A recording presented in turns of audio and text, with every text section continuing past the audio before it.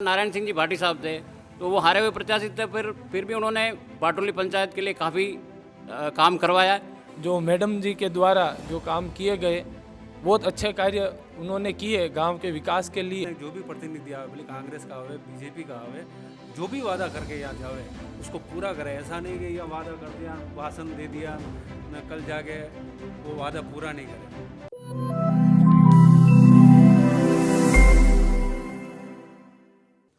नमस्कार। राजसमंद एक्सप्रेस के माध्यम से दावेदारों के तमाम दावों के बाद धरातल के विषय टटोलने की जो एक यात्रा हमने प्रारंभ की है, वो यात्रा आज आ पहुंची है भाटोली।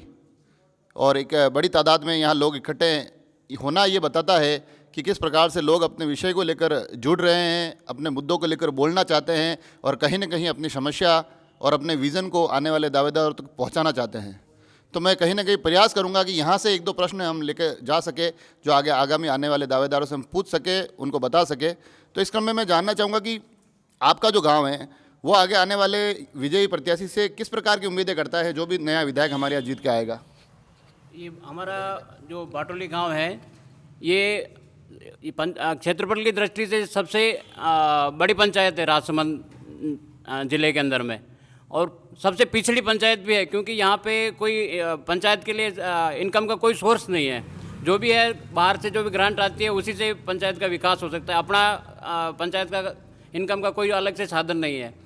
तो हमारे यहाँ पे पुराने विधायिका थी श्रीमती किरण माहेश्वरी जी, उन्होंने बहुत काम किया है, काम दिया है। हम पूरे पंचायत वाले उनके आभारी भी थे, पर हमारे पास उनके जो काम थे उनकी जानकारी गाँव वालों को नहीं थी। और हमारे जो पूर्व सरपंच थे उन्होंने क्या क्या काम लाए वो काफ़ी काम बताया नहीं, और उसमें इतना भ्रष्टाचार हुआ जो अब जाके खुला है। अभी वर्तमान में जब राजस्थान में कांग्रेस की सरकार आ गई तो उसके बाद 2 साल में किरण माहेश्वरी जी को कुछ फंड मिला नहीं, उन्होंने कुछ किया नहीं। पर फिर भी अभी जैसे हमारे नारायण सिंह जी भाटी साहब थे, तो वो हारे हुए प्रत्याशी थे, फिर भी उन्होंने बाटोली पंचायत के लिए काफ़ी काम करवाया है।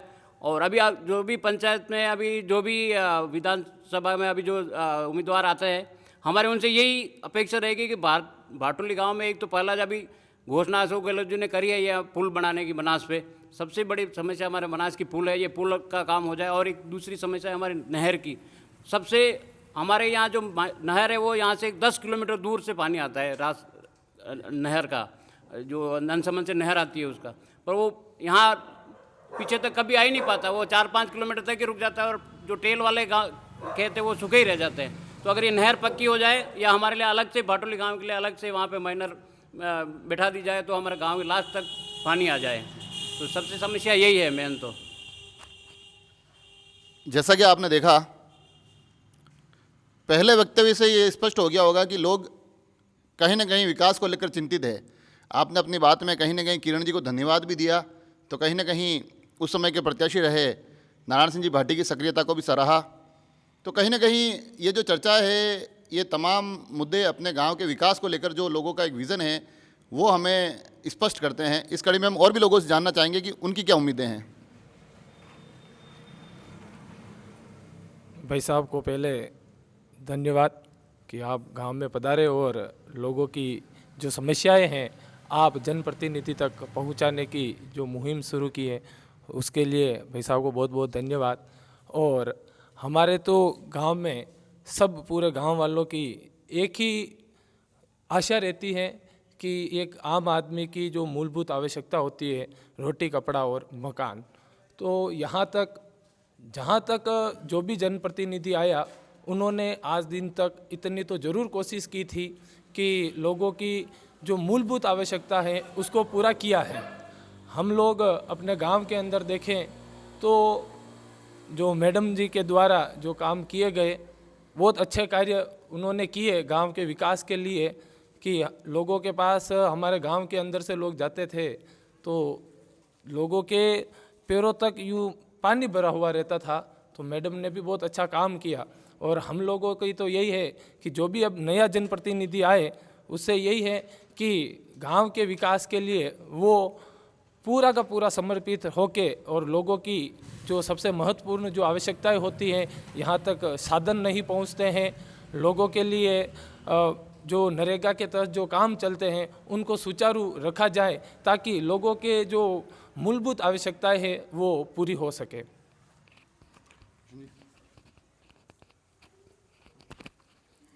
सर्वप्रथम तो मैं आदरणीय किरण जी माहेश्वरी के चरणों में नमन करता हूं, और ये बहुत दुखद घटना घटी कि वो उनका कार्यकाल पूरा नहीं कर पाए और अधूरे कार्यकाल कोरोना महामारी के चलते उनका निधन हो गया। ये हमारे लिए बहुत बड़ी क्षति है, और उन्होंने हमारे ग्राम पंचायत के लिए उनको मौका मिला तो उन्होंने विकास करवाए। और अभी 2 साल से कांग्रेस की सरकार है, तो हमारे प्रत्याशी रहे नारायण सिंह जी भट्ट साहब ने अभी इनको डीएमएफटी में मेंबर बनाया। तो ग्राम पंचायत बाटोली के लिए 2 मीटिंगें हुई, और दोनों मीटिंगें मतलब पूरी डीएमएफटी की 2 मीटिंगें हुई। तो ग्राम पंचायत बाटोली के लिए दोनों मीटिंगों में 1.5 करोड़ के काम सैंक्शन करवाए, और वो काम शुरू भी हो गए। कहीं सोलर डीएफयू की काम शुरू हो गए, तो कहीं पेयजल के लिए कुआं भी हो रहा है। और हमारे क्षेत्र की सबसे बड़ी समस्या थी ये बनास का पुलिया। इसके लिए भी हमारे भट्ट साहब प्रयासरत रहे, उन्होंने प्रयास किए। उनके प्रयासों से आदरणीय अशोक गहलोत साहब और सीपी साहब के आशीर्वाद से 32 करोड़ रुपए की ये सैंक्शन हुई है।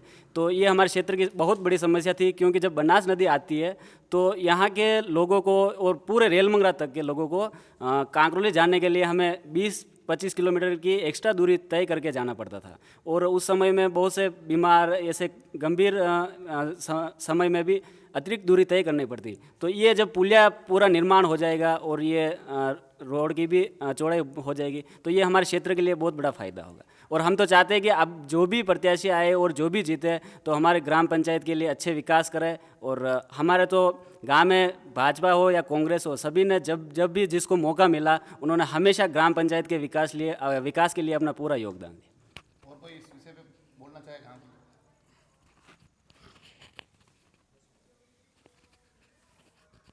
मैं ये कहूँगा कि मैडम जी थे तब तक वो जो भी यहाँ से कार्यकर्ता जाता था मैडम जी के पास, तो जो वो लेके जाता था, तो वो उन कार्यकर्ताओं की बात सुनती, और अगर उनको सही लगता है बिल्कुल कार्यकर्ता सही बात कर रहे हैं तो वो हाँ करती, तो वो वादा पूरा भी करती थी।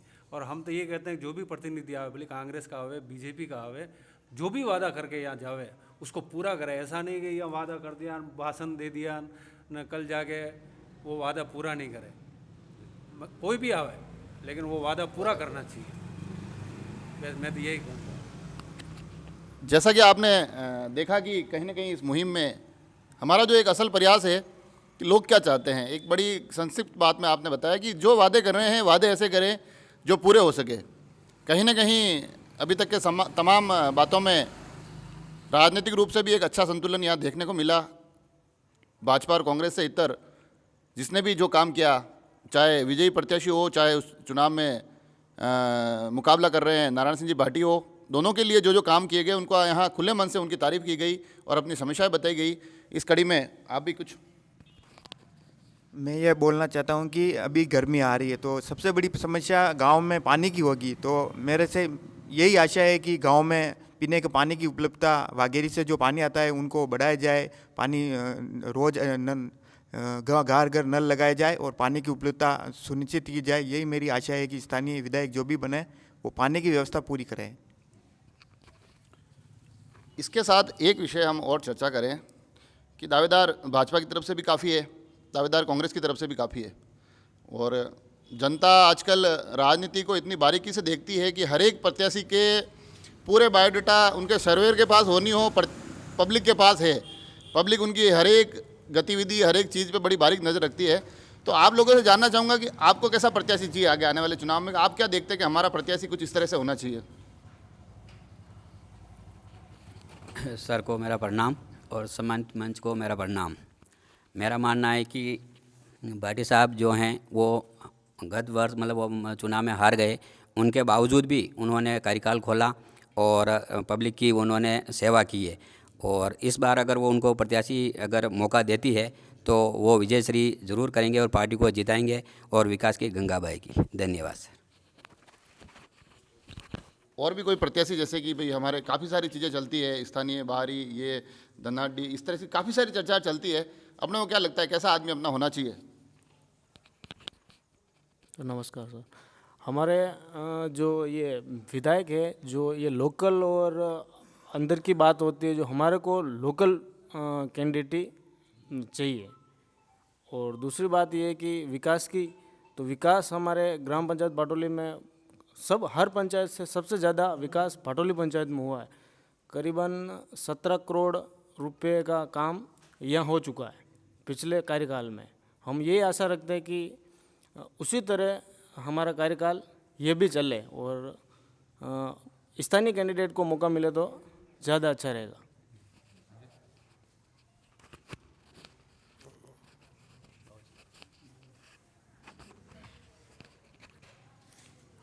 नमस्कार। हम यही चाहते हैं कि इस बार विधानसभा के उपचुनाव में स्थानीय उम्मीदवार को मौका दिया जाए, क्योंकि बाहरी उम्मीदवार को बहुत देख चुके हैं, उन्होंने भी काम अच्छा किया, लेकिन स्थानीय स्तर पर जो कार्यकर्ता हैं उनको भी इस बार मौका मिलना चाहिए। तो दोनों पार्टी से यही आशा करते हैं कि स्थानीय उम्मीदवार को इस बार मौका दिया जाए। धन्यवाद।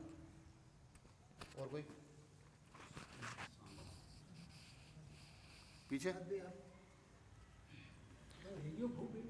लगभग हर एक विषय को, जैसा कि मैंने कहा कि बड़ी बारीकी से देखते हैं, तो प्रत्याशियों को बड़ी बारीकी से देख रहे हैं। गांव में जो काम हुए हैं उनको कहीं ना कहीं तारीफ भी करते हैं। जो हम अमूमन देखते हैं कि जनता नेता पर सिर्फ आरोप लगाती है, उन आरोपों से इतर कहीं ना कहीं उनके किए गए कामों की तारीफ भी हो रही है। तो कहीं ना कहीं नए प्रस्तावित कार्यों की चर्चा भी हो रही है और कहीं ना कहीं उससे आगे बढ़कर जो कुछ जीवन की ज़रूरतें हैं, जो इस गांव की ज़रूरतें हैं, जो इस क्षेत्र की ज़रूरतें हैं, उन पर भी अपनी बेबाक राय रखते हुए हमने देखा। और साथ ही कहीं ना कहीं प्रत्याशियों को चयन को लेकर भी एक विज़न इनका दिखाई दे रहा है कि हमको आगामी चुनाव में हम किस प्रकार का प्रत्याशी चाहते हैं, कैसे हम उन प्रत्याशियों के माध्यम से अपने इस गांव के विकास की राह को और भी बुलंद कर सकते हैं। तो इसी प्रकार से हम जल्द मिलेंगे किसी नए गांव में, नए लोगों के बीच में, और किसी नए विषय को टटोलने की कोशिश करेंगे। धन्यवाद।